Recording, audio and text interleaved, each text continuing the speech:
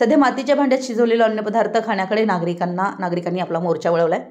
त्यामुळे मातीपासून बनवलेल्या भांड्यांना मागणी वाढली आहे। उन्हाळ्याचे चटके बसत असून पिण्याचं पाणी पिण्यासाठी गरिबांचे फ्रीज म्हणून ओळखले जाणारे मातीचे माठ देखील बाजारात दाखल झाले आहेत। खानापूर तालुक्यातील कुंभार समाज बांधव मातीची भांडी बनवण्यात गर्क असल्याचं चित्र पाहावयास मिळतंय। खानापूर तालुक्यात 11 गावात 300 कुटुंब मातीपासून भांडी घडवण्याचे व्यवसाय करतात। आरोग्यास पूरक अशी मातीची भांडी असल्यानं 50 रुपयांपासून 250 रुपयांपर्यंत स्वयंपाकासाठी लागणारी मातीची भांडी उपलब्ध झाली आहेत।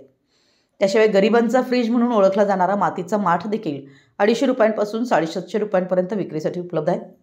कुंभार समाजाचं उदरनिर्वाहाचं मुख्य साधन म्हणजे शाडूच्या मातीपासून मूर्ती बनवणे आणि नागरिकांना संसारासाठी आवश्यक असणारी शेत जमिनीतील मातीपासून भांडी बनवणे आहे। परंतु आधुनिक तंत्रज्ञानाच्या युगात हळूहळू मातीच्या भांड्यांची मागणी कमी होत गेल्यानं कुंभार समाजावर त्याचा परिणाम झाला। तरीही कुंभार समाजाच्या बांधवांनी आपल्या पिढ्यानपिढ्यांचा व्यवसाय आजही सुरू ठेवलाय। मात्र आधुनिक तंत्रज्ञानाच्या युगात गॅसवर तसेच स्टीलच्या भांड्यात शिजवलेले अन्नपदार्थ चविष्ट नसल्यानं व सदर शिजवलेलं अन्न हे शरीराला ऊर्जा देणारं नसल्यानं नागरिकांनी चुलीवर मातीच्या भांड्यात शिजवलेल्या अन्नपदार्थाला जास्त पसंती दर्शवली आहे। तसेच वाढत्या उष्णतेत घागर मडक्यामधील पाणी पित आहेत।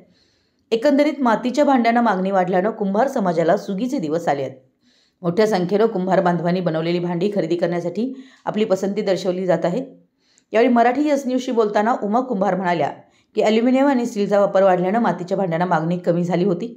मात्र आता पुन्हा नागरिक स्वयंपाकासाठी मातीची भांडी वापरत असल्यानं मागणी वाढली आहे असं त्यांनी सांगितलं। मराठी यस न्यूजसाठी मानकापूरहून बबन जामदार।